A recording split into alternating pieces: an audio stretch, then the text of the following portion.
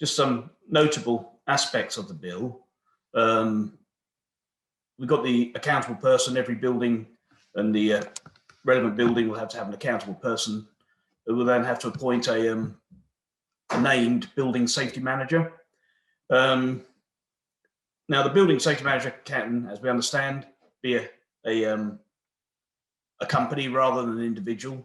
But even if it is a company, they must appoint a nominated individual. So there's direct accountability at all times. And obviously this person must be sufficiently competent to carry out the functions.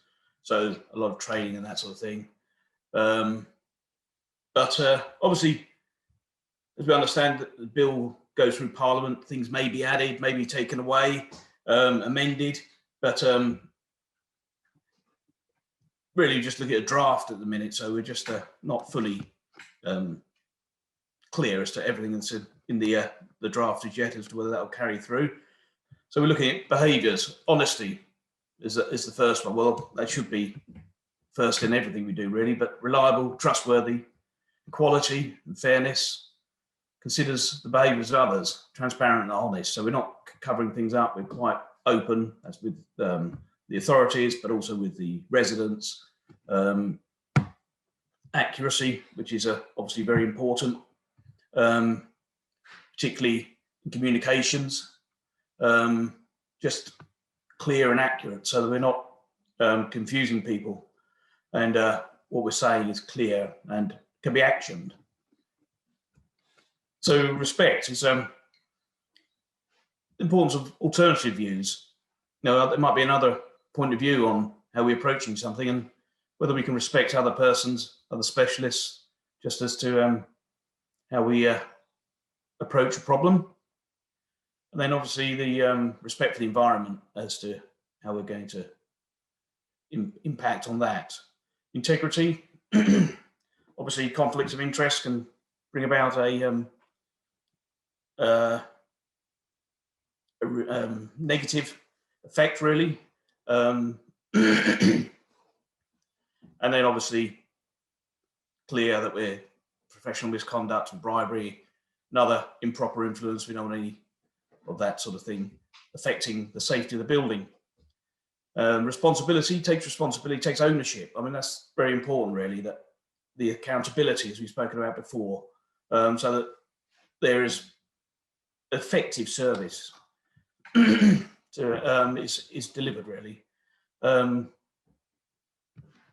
Capability, sorry, understands the limitations, which I think is very important. You need to understand the limitations of knowledge and competence, and know when you need to draw on somebody who's who's better informed, better educated than yourself to help you maintain the safety of the buildings. Another clause which I picked out on was just how to prevent a major incident. So we've got to take steps, necessary actions to ensure that major accidents and fires are, the possibility is reduced. So the major incident is defined as an accident or fire resulting in a significant number of deaths or serious injury to a significant number of people. So it's quite major. But then obviously we want to ensure that no tragedies happen again. But it's really a question of going back to now our building safety case and finding out what's wrong with our buildings, what the risks are for that particularly. So obviously we must undertake this fire risk assessment as under clause 72, identify the risks and the likelihood of these becoming a major incident. And then we've got to look at mitigation. So then the building safety regulator, he will obviously have the power to direct the accountable person to take necessary steps in order to comply. So again, the bill is showing some teeth, really, in forcing us to meet the obligations. So lots of challenges around the accountable person. You know, I've had lots of conversations around, well, who's that going to be? You know, is that a legal entity? Is that an organisation, a company? But if it's organisation, then we've still got to have a named individual. So, and there's very two distinct issues here. So, who is that in your organisation? Competence.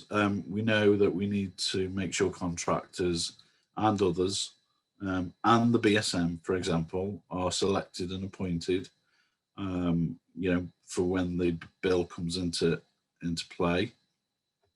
But competence has got to be something that's live and monitored and measured, and that's got to run through the whole of the organisation. It's there's a lot of work going on in terms of developing competence frameworks and across the wider built environment.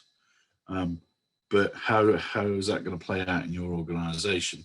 It's great if you've got a building safety manager, but if your repairs managers or your contract managers are not focused on making sure that contractors are delivering what you want them to deliver, then again, that's going to present some gaps there.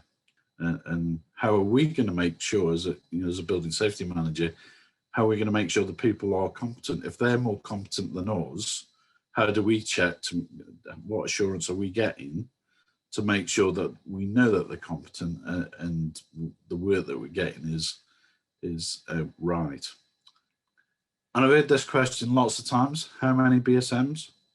And all I would say back is that the right question? We talk about risk a lot of the time. We talk about safety. Yes, from a resident's point of view, we need to make sure residents are safe. We need to make sure they feel safe, and that is through a variety of things that we need to do.